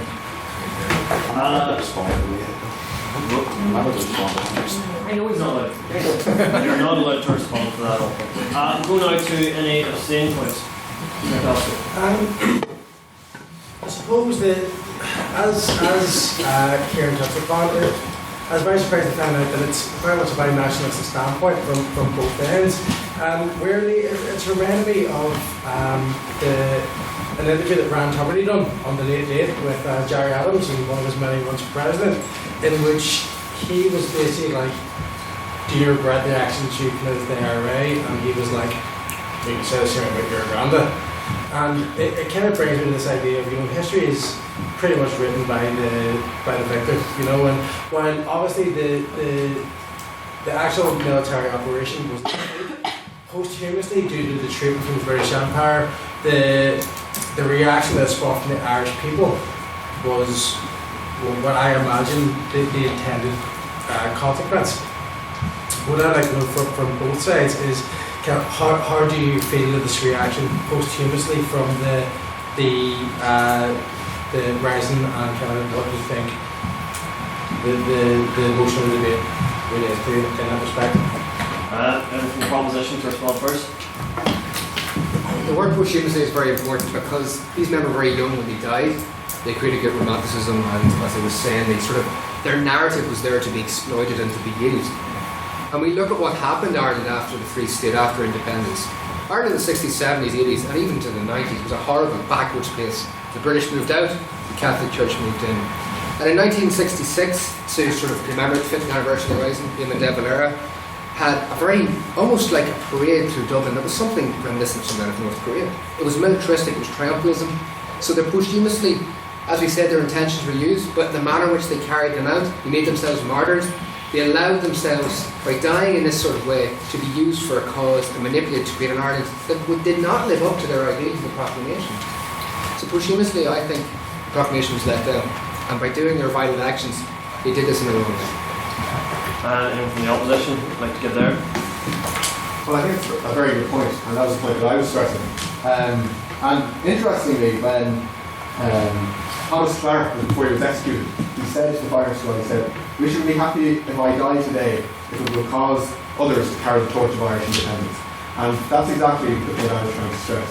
That the 1960 Rising was a military failure. If you look at it purely at an event, at a local event, it is a failure. But it carried on and it spurred the heartstrings of Irish nationalism and independence to pursue a free state, which we have in 26 counties. Another person is Éamon de Valera, who was a controversial figure, but who still was a major player in the pursuit of Irish independence. He actually fought in the Rising in the James Distillery. Yeah. So, it absolutely had an impact on those pursuing Irish independence into the future. It was the main capitalist problem from our point of view. Okay, and we'll now wrap back around to any questions from the proposition. I'll ask now that anyone keep their questions as well as the speakers keeping their responses as brief as possible so as we can get as many questions as are doable. Yes, Ms. Gallen. I'm sort of going to direct this to Shay, who spoke a lot about the just war theory. It's almost impossible for any rebellion to meet the just war theory because you have to be a legitimate authority, and the only one who's a legitimate authority is generally the person in charge. How do you answer that? Well, legitimate authority can be gained in several ways. You've got sort of democratic authority would be one of them. I mean, we look at, I wouldn't necessarily say that after 16, the War of Independence wasn't a just war, because you had the essentially democratic authority from the 1918 general election and sort of the declaration of the first Dáil, So legitimate authority doesn't just have to come from the state in question. There's a variety of ways it can come about, including a democratic exercise, as happened a couple of years later. So I'd say that insurrections aren't necessarily barred from being just by that criteria. You just have to make sure that you derive your authority in some way that is broadly democratic. Anyone from the proposition wish to respond to that? Thank you, sir. I agree with your point. Whenever they're talking about the just war theory, they're saying that it has to be democratic. I think it would have been rather difficult for the rebels that went out, held a people's vote and said, we're holding this rising, we don't want the British to know about it, so you could just vote for it in secret. I think would have pretty much been impractical. And considering that Ireland was going to get conscription put on it within the next 2 years, resulting in thousands more men travelling across to Europe to get slaughtered for no reason, I think that was a fairly good, yes it was true, so it was. No, there was conscription being brought to Ireland in 1918, I'll have you know. Never see implemented. Right. You're not allowed to respond to that. Considering thousands more men were going to get slaughtered, I think they were just right to stand up and try and gain freedom to stop this madness. Right. After that brief step into a kangaroo court, are there any questions for the opposition? Mr. Ryan, Nate. Thank you. So yes, categorically, this rising was led with no mandate from the people. It was a bourgeois movement. It was very much the educated, the academic. So there was no real public support for it. Of course, the only public support that was generated was not as a result of the rising, but rather as a result of the British actions against their failure. Right now, my question to you, right, is if there were a vastly superior version of the rising that could have happened, that was a grassroots movement coming from the people and across the country, would that not be preferable to what we have? Surely, if that were entirely a possibility, which I think it may be, should we not regret what we have? GT Workers' Revolution. Who from the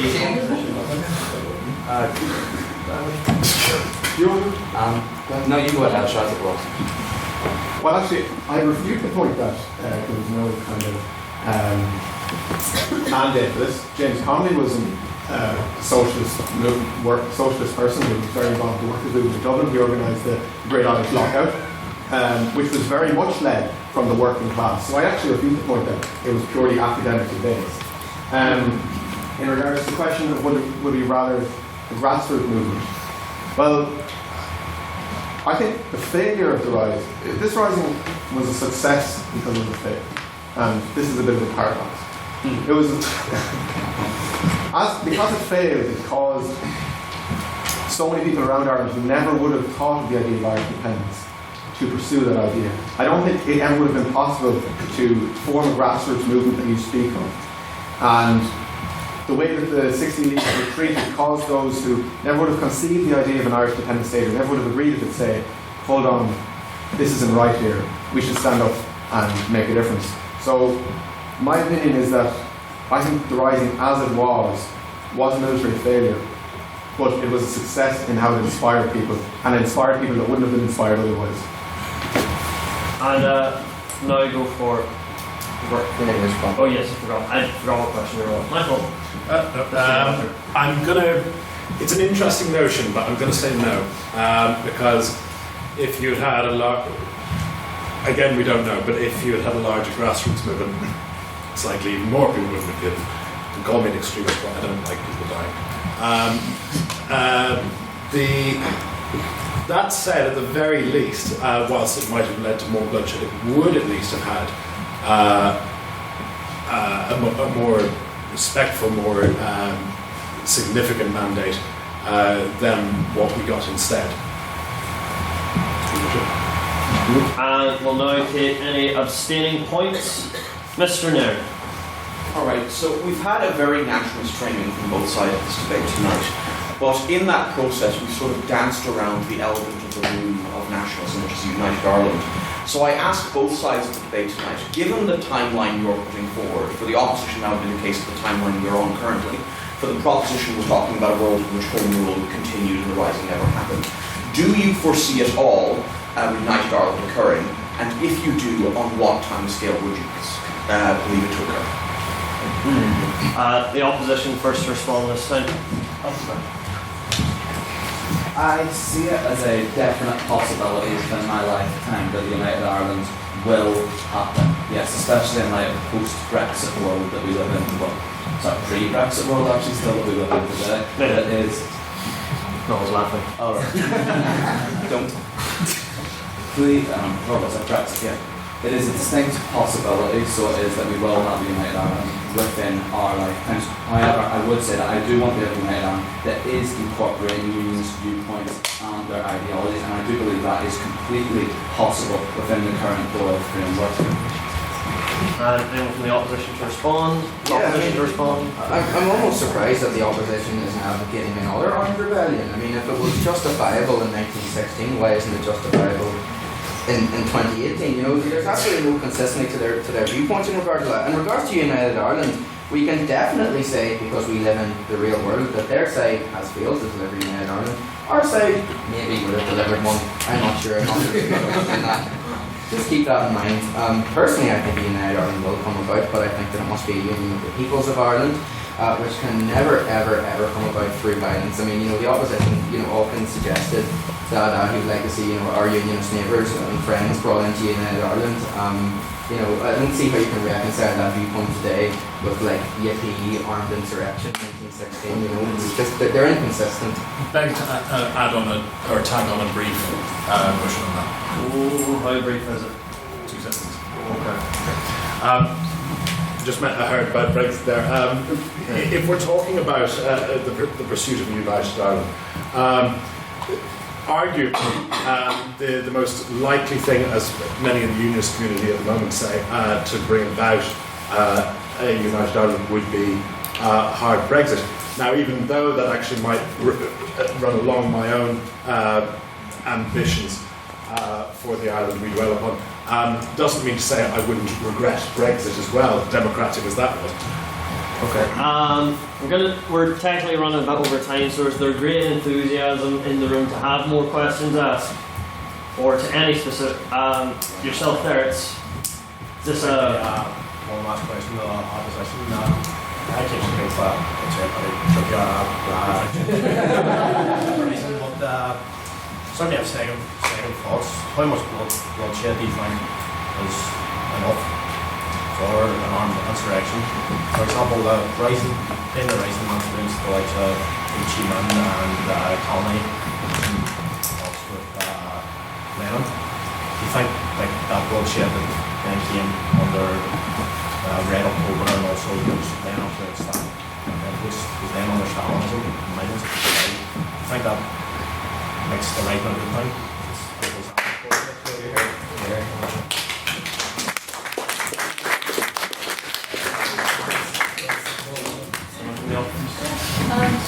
So we were looking at this rising in the context of this is 1916, this is during the First World War.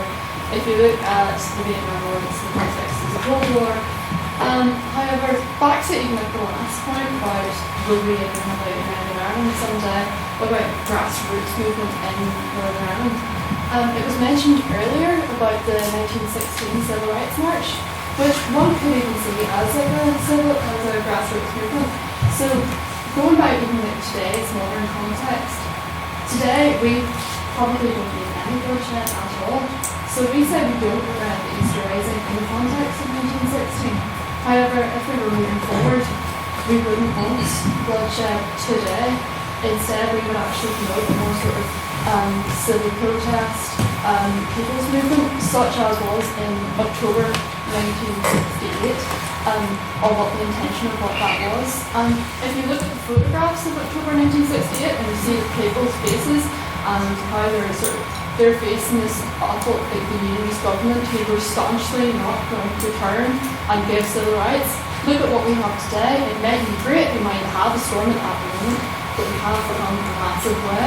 There has been bloodshed in that 40 or so years, 50 years, sorry. But today, grassroots movements, hopefully no bloodshed. The opposition to respond briefly, please. Bloodshed's a key word. Bloodshed, civil rights, never mentioned them again in the same sentence. They're completely different. Alkin talked about the romantic notions he had of 1916 as a 7-year-old boy. He's very lucky he wasn't one of the 7-year-old children shot and killed during this bloodshed. That they were trying to justify. There was a civil rights tradition in Ireland going right back to O'Connell and his monster meetings, right through the IPP. They had a grassroots movement that was non-violent, completely peaceful. How many young men and women have to die before they're happy? You cannot. No. Any final questions? I'll ask any for propositions or for keeping the... Yes, yourself.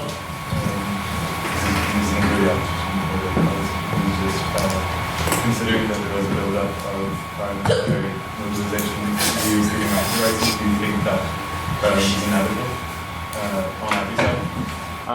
Yeah, I'll allow us to go all out. I'll let the propositions go on first. This is something actually I made loads of notes on that I actually forgot to mention. One of the things that I was going to go on, but I was sort of convinced by my colleagues here not to mention was going, because it could potentially be spurring the debate, is, whilst we also regret the rising, is to regret the conditions that might arguably have made it inevitable. Because the constitutional campaign for self-determination was so prolonged and frustrated by British political class and unyielding unionism. It's a very, very interesting question. Would you mind, sorry, just one more time with something about news leading up to the rising years of urbanization of the loyalist or unionist and nationalist paramilitaries, starting from 1913. Yes. So this was being thought of at that point. It was not just a matter of time before these paramilitaries before something like that. Yeah, exactly. Now, one of the things we're suggesting is, and we can't prove it is true, but if you had not had a rising, could we have come very slowly, as Seamus Mallon says, making this slowly, to a compromise that would have adequately satisfied nationalist aspirations and unionist aspirations and made progress over the years to avoid terror from either side. It's something we'll never know. It was never given a chance. I think it deserved a chance, which is why I'm on this side of the house now. Okay. Opposition to respond. Well, in relation to paramilitaries, and Shay suggested that we would endorse another form of armed rebellion. Well, the opposition completely condemns the actions of modern paramilitaries. I find, despicable the actions of the modern day, or the provisional IRA, and we completely no way endorse that. But what you have to look at is, as Beth mentioned, in the context of time. I think history now, we often look at history as if sitting in a classroom in the 21st century. We don't look at it from the time it happened. And that's not only this instance, in instances around through history. And in relation to make haste slowly, there was actually no haste on the British government to give full rights to Dáil Éireann to be able to self-determine the way of the Irish Republic. And let's say this rising hadn't happened, and let's say that we hadn't secured rights in 1921. Ireland could have been used as a subsidiary for Britain in World War II, and Ireland could have endured much heavier losses due to Nazi firebombs and all the rest. So I don't think that the argument of making haste slowly is a valid one in this debate. Okay. And I'll take one more question for the proposition. I ask to keep, if anyone has one. If we don't, we'll go straight to a vote. Nope. Right to the vote. So, this will be the binding vote on speakerability, and I'm going to say from this week on we'll be enforcing that voting is for members only. So if you want to vote, root around for your membership cards, and if you don't have it on you and you're still paid, I'll have a rough idea of who's paid and who hasn't, and we won't count your vote if you haven't, but that's the gist of it, and I advise bringing it to future meetings. So, this is the binding vote on speakerability, not voting with your heartstrings but your brain stem. Who you thought spoke better, whose arguments were more convincing on the floor itself. So, if you believe the proposition spoke better this evening, please raise your hands and your cards and say aye. Aye. Aye.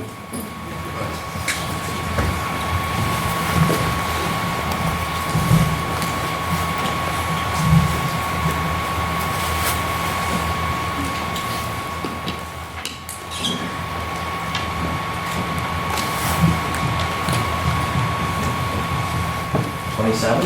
Yes. And if you are in the inverse and you believe that the opposition spoke better this evening, please raise your hands and say nay. Nay.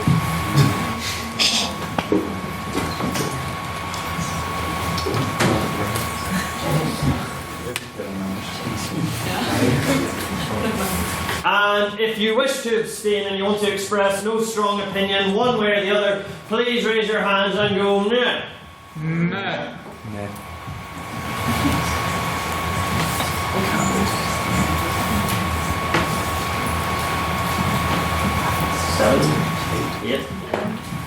So, Mr. Matthew Bradley, bring back the vote.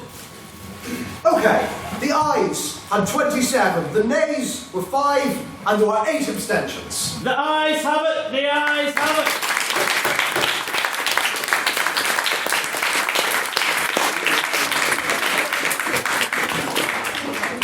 rebels who inspired their hearts. It's, so, I'll just remind everyone that next week we are meeting on the motion. Matthew Bradley, what is the motion next week? It's this house fears Zuckerberg. I knew that.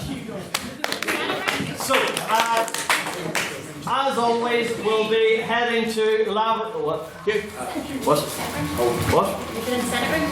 Oh, it's in the Senate room next week. It's at 7 p.m. At 7 p.m. right across the quad. We'll have the banner there. You can't miss it. We're going to what? The membership say to take the motion. I'm being Everyone, please stop bullying Q. Right, hold on. There's actually quite a few things they do now. Don't use Right. Can you collect my thoughts, please? I know we're all itching to go. It's got really bucky roasting in here. Right. If anyone is a paid up and signed up member, let our secretary, Mr. Matthew Bradley, know. He'll add you to the Litter Forum, which is our private Facebook group, where you'll get more like in-depth knowledge about our events that are coming up, and also where we like debate and discuss things in like a different way. So if you need that, let him know. And I was told another thing, I can't remember. Membership. We normally take sign-ups for membership at the end of the debates. This week we're not going to because, much to our surprise, we ran completely out of membership cards. So we're trying to get more printed and we'll have those for next week, but we're just putting a temporary suspension on that so we know that everyone's accounted for. So if you want to sign up, please do come next week and we'll have that ready. And so, we are, as we do every week, going to Lavery's Bar. Follow our social officer, Mr. Endon Doherty, is going there, where you can continue the debate, meet new people. I'd recommend everyone go. I believe that covers everything, so I declare this meeting adjourned!